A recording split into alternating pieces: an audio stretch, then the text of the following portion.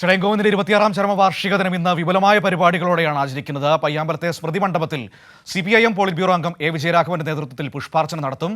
ചടയന്റെ ജന്മനാടായ കണ്ണൂർ കമ്പിലും അനുസ്മരണ പരിപാടികൾ നടക്കും. M. സന്തോഷ് കണ്ണൂരിൽ നിന്ന് വിവരങ്ങളുമായി നമ്മളോടൊപ്പം ചേരുകയാണ്. നമുക്ക് നോക്കാം അദ്ദേഹത്തിന്റെ അനുസ്മരണ പരിപാടികൾ എങ്ങനെയാണ് എന്ന്. സന്തോഷ്, വിപ്ലവ നായകന്റെ ഓർമ്മകളിലാണ് രാഷ്ട്രീയ കേരളം. അദ്ദേഹത്തിന്റെ അനുസ്മരണ പരിപാടികൾ പയ്യാമ്പലത്തും അദ്ദേഹത്തിന്റെ ജന്മനാട്ടിലും നടക്കുന്നുണ്ട്. സംസ്ഥാന വ്യാപകമായി സംഘടിപ്പിക്കുന്നു. എങ്ങനെയാണ് പരിപാടികൾ നടക്കുന്നത്?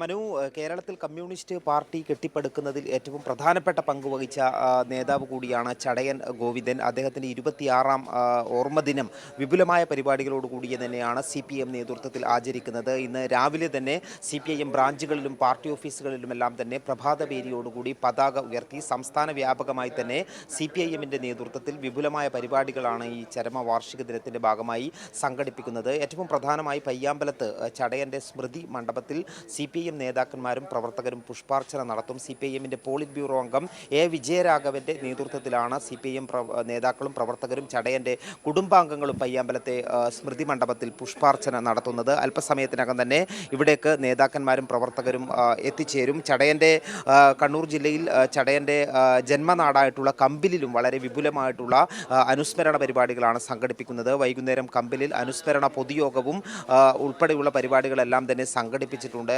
വളരെ ചെറിയ പ്രായത്തിൽ തന്നെ കമ്മ്യൂണിസ്റ്റ് പാർട്ടിയിലേക്ക് എത്തുകയും അതോടൊപ്പം തന്നെ തൊഴിലാളികളെ സംഘടിപ്പിച്ചുകൊണ്ട് പ്രത്യേകിച്ചും ചിറക്കൽ മേഖല എന്ന് പറയുന്നത് വലിയ പ്രക്ഷോഭങ്ങൾക്ക്, കർഷക തൊഴിലാളി പ്രക്ഷോഭങ്ങൾക്കെല്ലാം പിറവിയെടുത്ത മണ്ണാണ്. അവിടെ നിന്നുകൊണ്ടാണ് ചടയൻ്റെ രാഷ്ട്രീയ പ്രവർത്തനത്തിൻ്റെ തുടക്കവും. കേവലം പ്രാഥമികമായ വിദ്യാഭ്യാസം മാത്രമാണ് അദ്ദേഹത്തിനുണ്ടായിരുന്നത്. വളരെ മോശമായ ജീവിത സാഹചര്യങ്ങളിൽ നിന്നാണ് അദ്ദേഹം ഈ ഒരു രാഷ്ട്രീയത്തിൻ്റെ മുഖ്യധാര രാഷ്ട്രീയത്തിലേക്ക്, കേരളത്തിലെ CPIMൻ്റെ സംസ്ഥാന സെക്രട്ടറി എന്നുള്ള പദവിയിലേക്ക് ഉൾപ്പെടെ എത്തിച്ചേരുന്നത്. ഏറ്റവും പ്രധാനമായും തൊഴിലാളികളെ സംഘടിപ്പിച്ചുകൊണ്ട്, ആ കാലത്ത് കണ്ണൂരിൽ ഉൾപ്പെടെ ഏറ്റവും പ്രധാനപ്പെട്ട ഒരു തൊഴിൽ മേഖല എന്ന് പറയുന്നത് കൈത്തറി, നെയ്ത്ത് മേഖലയായിരുന്നു. ആ തൊഴിലാളികളെ സംഘടിപ്പിച്ചുകൊണ്ട് ജന്മിത്വത്തിനെതിരായ ചൂഷണത്തിനെതിരെ, മുതലാളികളുടെ ചൂഷണത്തിനെതിരെ സമരങ്ങൾ സംഘടിപ്പിച്ചുകൊണ്ടാണ് ചടയൻ പൊതുരംഗത്തേക്ക് കടന്നു വരുന്നത്. അതോടൊപ്പം തന്നെ നിരവധി തവണ ജയിൽവാസവും വലിയ പോലീസ് ഭീകരതയുടെ എല്ലാം തന്നെ ഇരയായി മാറിയ ഒരു കമ്മ്യൂണിസ്റ്റ് നേതാവ് കൂടിയായിരുന്നു ചടയൻ. മാത്രമല്ല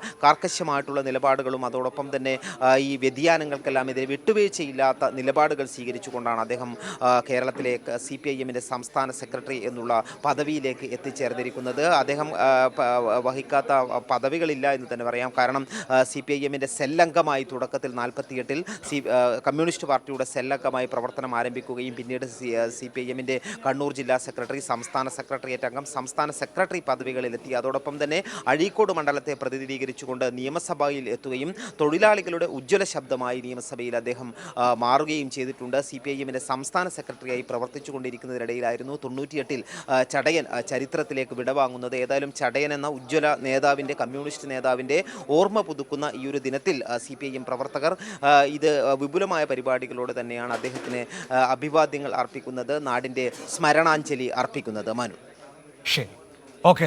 സന്തോഷാണ് വിവരങ്ങൾ നമുക്ക് കണ്ണൂരിൽ നിന്ന് നൽകിയത്. അനുസ്മരണ പരിപാടികൾ അല്പസമയത്തിനകം തന്നെ നടക്കും.